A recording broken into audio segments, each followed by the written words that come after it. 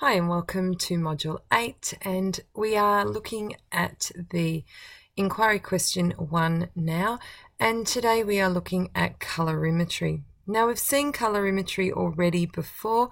We looked at that in a previous unit, so we're going to work on that a little bit further.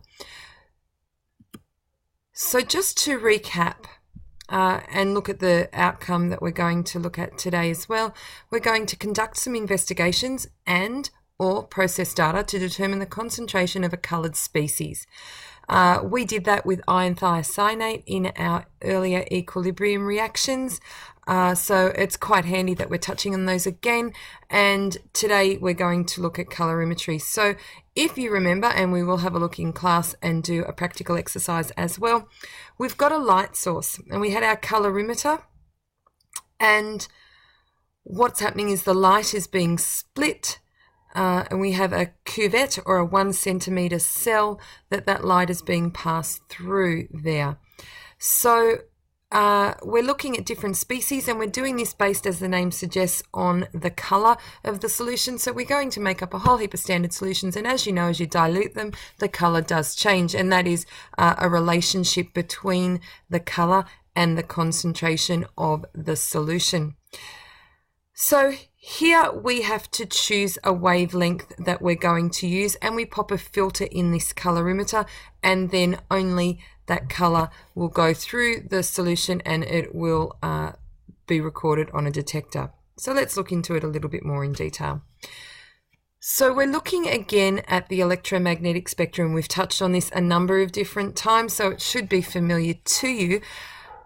So when we're looking at the electromagnetic spectrum, light is a form of energy, and we've already looked at IR, the infrared spectrum, NMR using radio waves, which is at the higher end of the spectrum.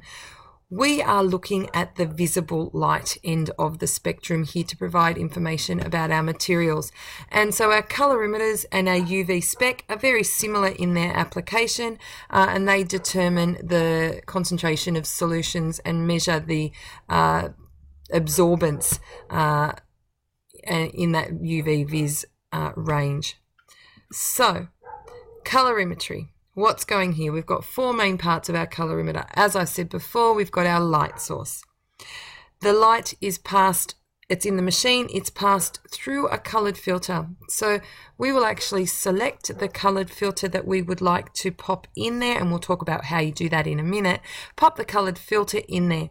Now it absorbs all the colours, and only one colour then will be able to pass through that filter. Now we have to choose the colour for that filter based on the colour of our solution as well. Like I said, we'll talk about that in a minute.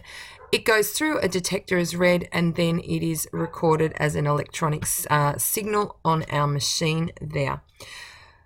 So if we look here, you can see that I have got a table here, and you can see here, how do we go about choosing what coloured filter we're going to pop in? So the purpose of the filter is to select the light of an appropriate colour that will be absorbed by the sample. So if I have got a blue, for example, a blue colour, a blue filter, the blue colour is going to be absorbed, and the colour that we will see is then the red colour. And if you have a look down here, so for example, chlorophyll, a green coloured chlorophyll will absorb strongly in the purple region. So if we look here, we can see purple and green, those complementary colours that we see. So when we were looking at our bluer solutions, you might put in your orange and so forth. So our chlorophyll absorbs strongly in the purple region. So chlorophyll is green. It absorbs, therefore, strongly in the purple region. So a purple filter would be a good choice. So we've got the green solution. A purple filter would be that good choice there. So the colour absorbed by the sample is the complementary colour to the colour we actually see.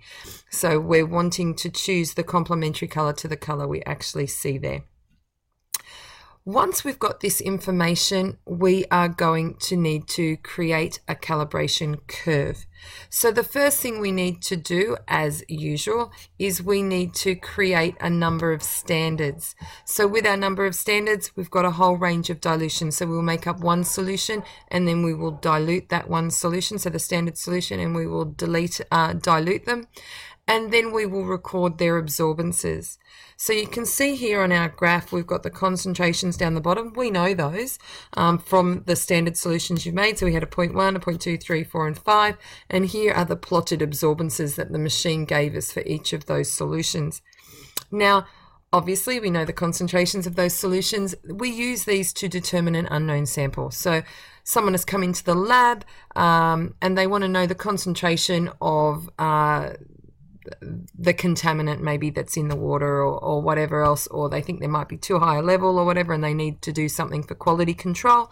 We will make up the solution. We might be able to have a look at the sample color and pick a rough range that our concentrations will be in.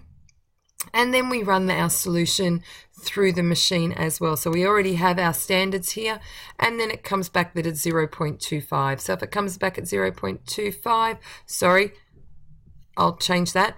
If it comes through with its absorbance, say of 0.4, I can come across here and then our concentration would be 0.25. And we would then be able to determine that concentration in solution, and that's determining our unknown. So what we're going to do in class is we're going to get out the colorimeter again, make up a whole host of standard solutions. Using those standard solutions, we're going to plot some calibration curves. We are going to test an unknown sample, and then we're going to practice a whole heap of HSC style questions and put our knowledge into practice. See you then.